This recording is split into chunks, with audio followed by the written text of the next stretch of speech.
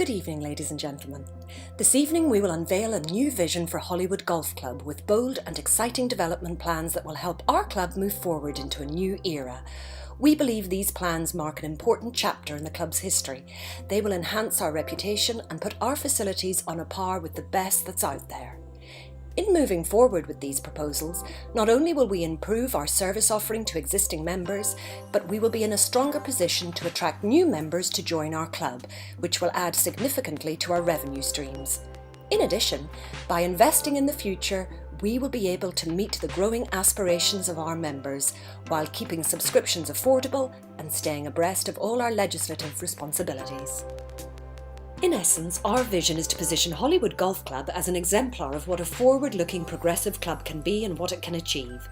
We envisage Holywood as a club that seeks to improve its teaching, training and performance offering through the use of state-of-the-art equipment and technology.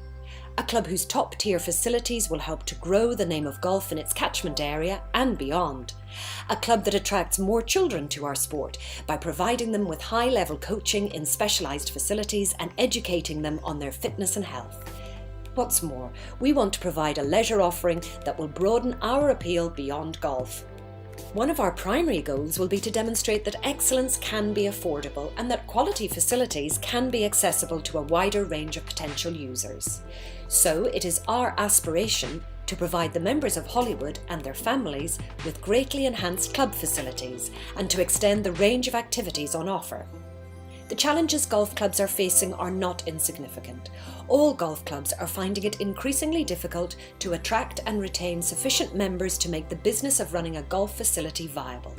The new facility aims to address this situation by broadening our offer so that we attract new members and retain our existing ones, and this in turn will lead to further income generation through the club's food and beverage operation. These aspirations are particularly pertinent in the light of Rory's excellent work through the Rory Foundation and the Sport Changes Life charity. It shows us that the social element plays a vital part in bringing more young people into the game of golf.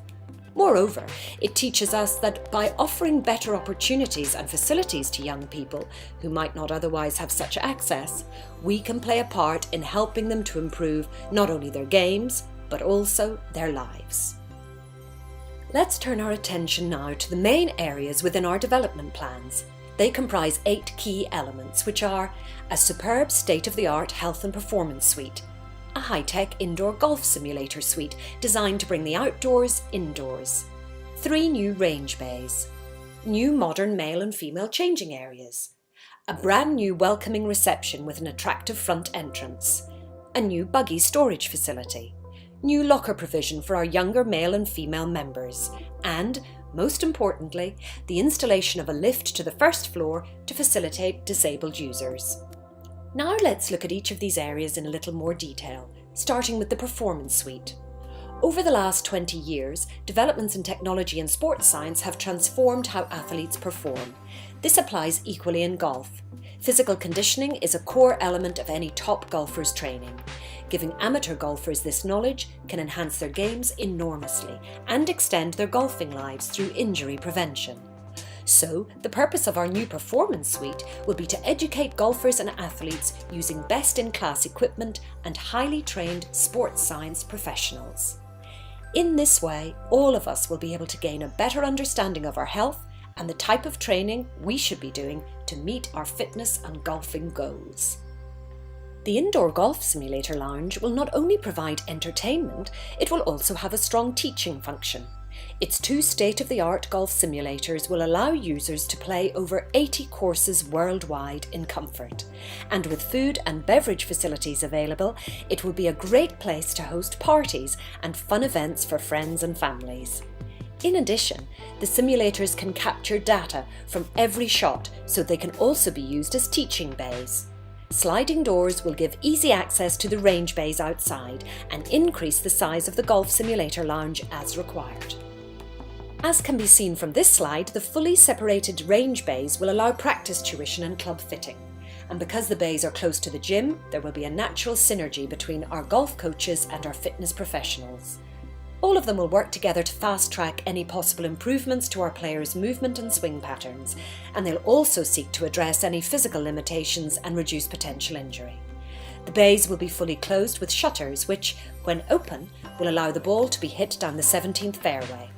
And when the shutters are closed, balls will be hit into an interior net and players will be able to watch their shots on screen.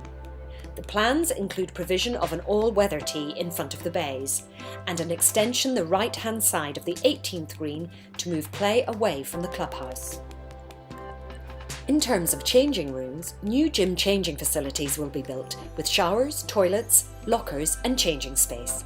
This will keep the health suite users separate from the golf changing rooms. Of course, any club members who wish to continue using their own golf locker and golf changing room will be able to do so. First impressions are always vital, so with that in mind, our front entrance and lobby will receive a complete makeover with a new, more welcoming ambiance to enhance the visitor experience. The layout will also give us more control of the entrance into the club. Access to all the new facilities and changing rooms will be via the main corridor leading from reception. A lift will provide disabled access to the first floor, which will allow the disabled parking area to move to the front car park. With ever more of our members wishing to use golf carts, it's important that we meet this demand, not only by supplying carts, but also by accommodating them securely. As can be seen in this slide, the area under the gym will provide safe storage for up to 20 golf carts, with all the inherent benefits this will bring to the club, in terms of improved customer service and income. As these elevations show, lockers for juveniles will be located beside the buggy store under the reception area. The build won't affect our wonderful panorama over the town and to Belfast Lough, but the 18th green will no longer be visible from the main lounge. However, to compensate for this, a new balcony area with relaxed seating will provide extended views of the 18th hole. Much attention is being paid to the aesthetics of the building, so any visible roofing areas will have a natural covering designed to blend in sympathetically with the surrounding parkland. Now we move from bricks and mortar to our customer focus. Considerable thought has been put into how we will manage the logistics of our new clubhouse, ensuring that members and visitors enjoy a seamless experience from the moment they arrive until the time they leave. Central to this is car parking. It is imperative that customers can get parked quickly and easily when they arrive. Areas of the current car park have been identified as potential additional spaces, and there are also backup locations that could be developed to create further parking should the facility grow beyond our current expectations. Directional signage is also important, so on arrival, clear signage will direct golfers to the pro shop and the golf course, while other users will be guided to the front door and on into reception, where they'll be met by our office or reception staff. The business plan includes provision of an additional member of reception or office staff to ensure the function is adequately fulfilled. Further signage will encourage visitors and those leaving the gym and leisure areas to relax and enjoy the restaurant and bar areas. Swipe cards will control access to the gym via the leisure corridor, and golfers will access their locker rooms from the foyer. Bookings for PT sessions, the simulator room and range bays will be managed online, at reception and via booking apps. Let's now turn our attention to the business case that underpins our development plans. The resources we'll be putting in place will enable the club to reach out to a number of viable and lucrative markets, both existing and new. Firstly, in terms of regular lessons, we will have the opportunity to build up the teaching potential at the club through our professional teaching staff and our excellent new technology. There's also a real opportunity to attract corporate groups. The combination of our modern gym, new range bays and the interactive simulator room will allow us to create packaged team building outings for the corporate sector. This will also help us promote the club as an ideal venue for business meetings. A further potential market that has been identified is other golf clubs. Indeed, a number of clubs have already shown considerable interest in bringing their junior teams along to carry out testing and to practice, train and learn. We will also look at how we can segment the golfing market into distinct groups. This will allow us to create golfing packages targeted at each specific group, to include coaching and training suitable for that particular audience. We also want to fulfil our social responsibility, reaching out through the Rory Foundation, for example, to make the facilities available to some of Ireland's up-and-coming young amateurs. There are also opportunities to package team nights for club teams, to hire the simulator room out to groups and parties, and to run indoor leagues for members during the winter months. And of course, let's not forget one of our primary audiences, parents and families. What could be more convenient and secure than to leave your child off at the club for lessons while you enjoy a PT session or training? From a financial perspective, one of our overarching objectives is to draw people into full membership. Our pricing structure will be engineered to ensure that full membership offers the best value for money with potentially additional perks, such as a quantity of free range time and free of charge simulator hire. Alternatively, a package of PT sessions might be included as part of the full membership. The extended lead time before opening will be used to pre-sell memberships to the public with a number of package options available. The target for membership income in year one is £79,000. This will be made up from approximately 95 current members and 100 new external members. For the purpose of financial viability, the club had a latent demand report carried out on the proposed fitness facility. This report suggested that the club could realistically achieve a gym membership base of around 750 members.